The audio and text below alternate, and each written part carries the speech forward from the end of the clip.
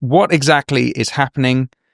Can you explain to me and listeners, and what can we expect to happen next? So there's been, what I understand, 3 court cases going on. The first one was back in May, just before the deal was going to be signed. So it's really worth pointing out at this point that the treaty has already been signed, and now it's going through ratification. So a lot of people would think it has to be ratified and then signed, but actually diplomacy says that we have to sign it first and then ratify it in each other's parliaments. So this has already gone through a huge process. And just before the signing in May, there was a court case where Chagos Voices, one of the groups I mentioned earlier, had gone to court and said this is all wrong on human rights grounds, and they held up the signing of the deal while the result of the court case was heard. So that happened back in May, and obviously they lost and the deal was signed.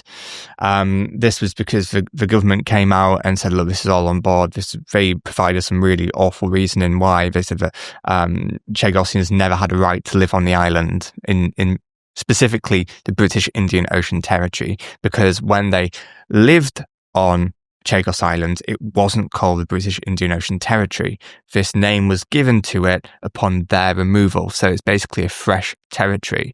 So the lawyers have gone in and said they never had a right to live inside the British Indian Ocean Territory.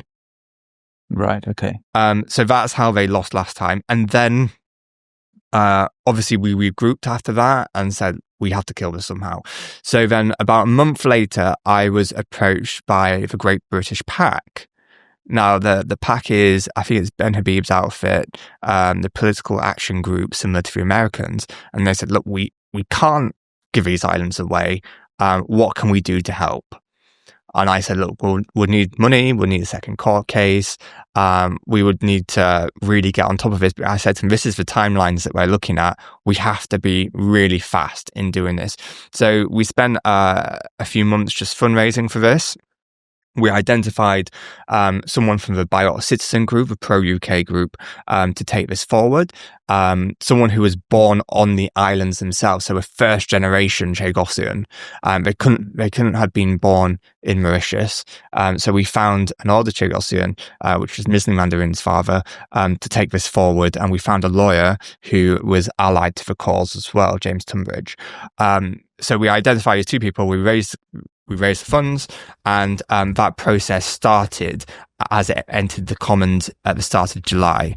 And in a sense, the recess period in summer bought us a lot of time because it allowed us to get through those initial those first few court case processes.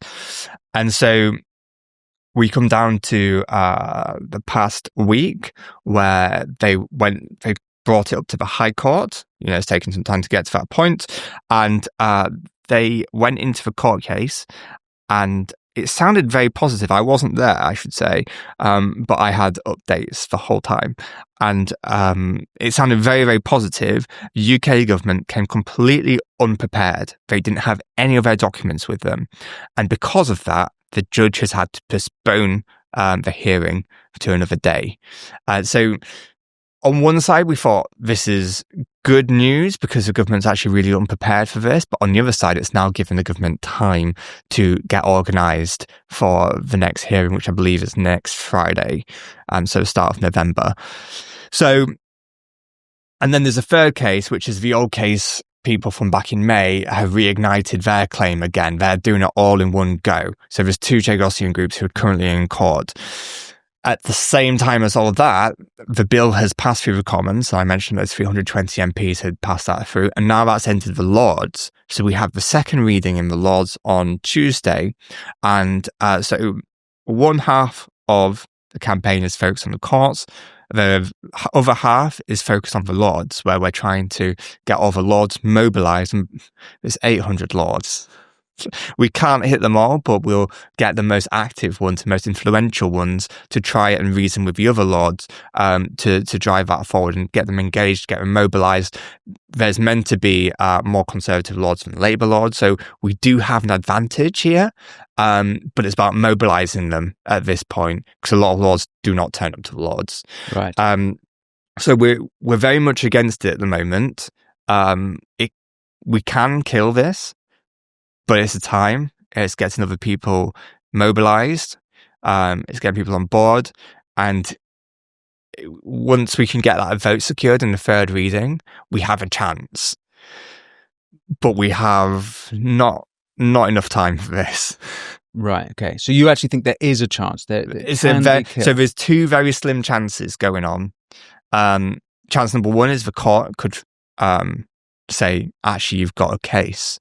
Parliament should no longer be ratifying this deal until this is completely finalised. Mm-hmm. If a court case wins, it could potentially kill the deal. It'd pause the ratification, and we would take a step back.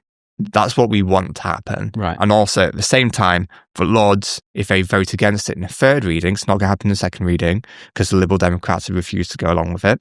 But they have said they might vote in the third reading, which they would be on side for. So if the Lords turn that down and go into the amendment side, the amendments is also a space that we could potentially kill it, using self-determination, Chagosian rights, using the court case. So the two are working in tandem. So yeah, it's very exhausting. Yeah, but we are getting there. There is a slightest glimmer of hope, but we can't just take that glimmer of hope.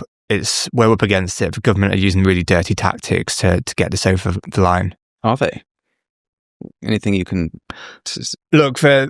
The words and the minutes that I've seen from the court case, where they're basically rubbishing Chagosian rights and basically human rights. I should say as well, the UN Human Rights Committee has come out against the deal, funnily enough. So you've got the ICJ, which is one UN thing, and then you've got the UN, is it OHCR?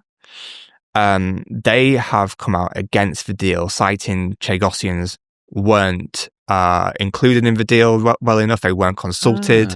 And if they took that to another court and made a binding decision saying this is unlawful based on Chagosians, that would null the whole thing. Interesting.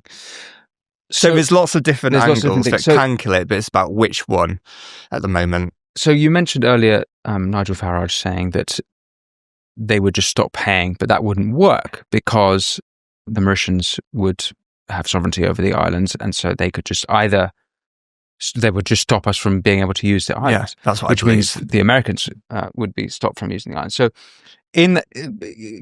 are you saying that if this goes ahead, it cannot be undone? That's it. Sovereignty is key. I should say sovereignty is king. Anything less, in this case, yeah, both are. Anything less than sovereignty is basically nothing. Once you've given sovereignty away, you've lost it. But can it not be reconquered, so to speak? You can invade it. We sent the Royal Navy over. But are we going to do that with this government? I don't think so. Well, not this government. Would Nigel Farage? I'm yet to be convinced. I think if he ever got into government in 3 years' time, he will just see it as a non-issue, that times have moved on and he won't do anything about it. He'll be like, well, we've given it away now. There's no way to get it back. But yes, technically we could get it back if we re-invaded it. Well, I don't think I wouldn't. And I would be on that ship with the Chagosians to re-invade it as well. Well, crucially, the Chagosians would be on it, or at least some portion of them would be on the claim squatters' rights. Thanks for watching this clip from the Winston Marshall Show. You can click here to watch the full episode, and for more clips like this one, don't forget to subscribe. And as always, be well.